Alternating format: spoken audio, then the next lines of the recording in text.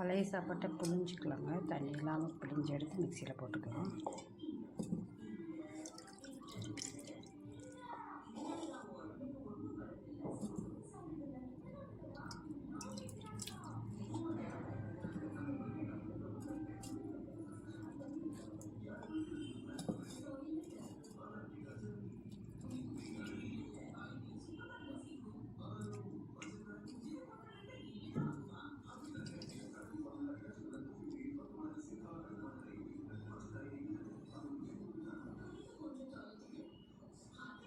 இதில் கொஞ்சம் சீரகம் போட்டுக்கலாங்க.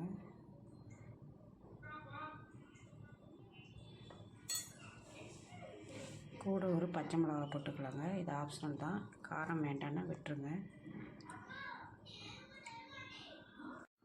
இதில் கொஞ்சம் உப்பு போட்டுக்கலாங்க.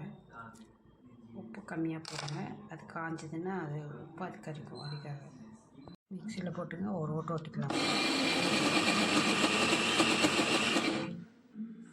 அது ஏற்கனவே வெந்த சாப்பாடுங்கிறனால சீக்கிரம் மசிஞ்சிடும்.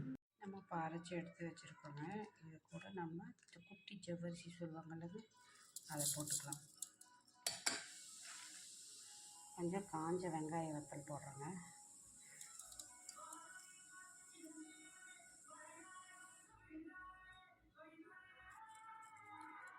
போட்டு எல்லாத்தையும் மிக்ஸ் பண்ணிக்கலாங்க. ஜவ்வரிசி போட்டு கலக்கிங்க. ஒரு 5 நிமிஷம் ஊற வச்சிடலாங்க. ஜவ்வரிசி கொஞ்சம் ஊறட்டும். நான் கொஞ்சம் மிக்ஸி கழுவின தண்ணி கொஞ்சம் ஊற்றிருக்கேன், அதனால தான் கொஞ்சம் குழக்குலான்ட்டு இல்லை, ரொம்ப லிக்விட் ஃபார்மில் இல்லை. நான் ஜவ்வரிசி கொஞ்சம் ஊறட்டுங்க.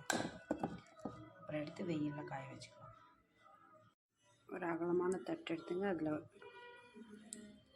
வச்சுக்கலாம்.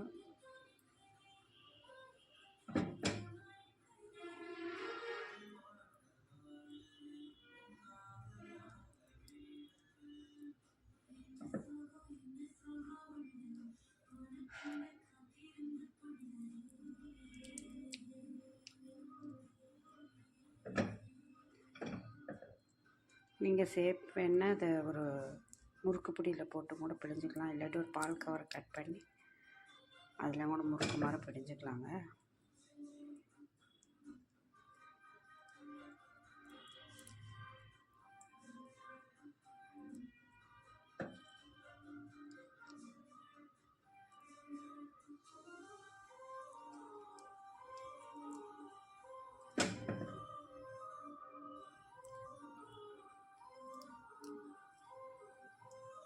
நான் வச்சுட்டு உங்களுக்கு காட்டுறேங்க. நல்லா காஞ்சிருச்சு. 2 நாள் வெயிலில் வச்சுருந்தோம். சத்தம் வர அளவுக்கு காஞ்சிருச்சு. காய வச்சு நம்ம எடுத்து வச்சுருக்க வடகம் பாருங்கள் எப்படி இருக்குன்னு. இதே நம்ம எண்ணெயில் போட்டு பொரிச்சு எடுத்துக்கலாங்க. எண்ணெய் காஞ்சிருச்சுங்க. நம்ம எடுத்து வச்சுருக்க வடகத்தை போட்டு வறுத்து எடுத்துக்கலாம். இது அவ்வளோ டேஸ்ட்டாக இருக்குங்க. நம்ம பழைய சாப்பாட்டில் செஞ்ச மாதிரியே தெரியாது.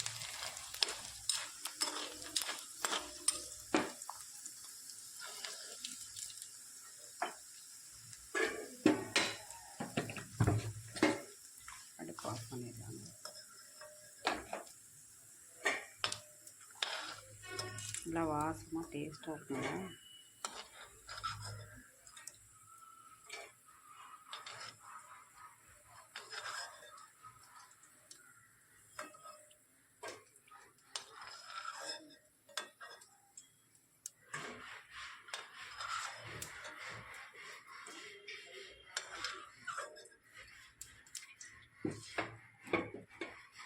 பாருங்கள், நம்ம பழைய சாப்பாட்டில் செஞ்ச அரிசி வடகம்.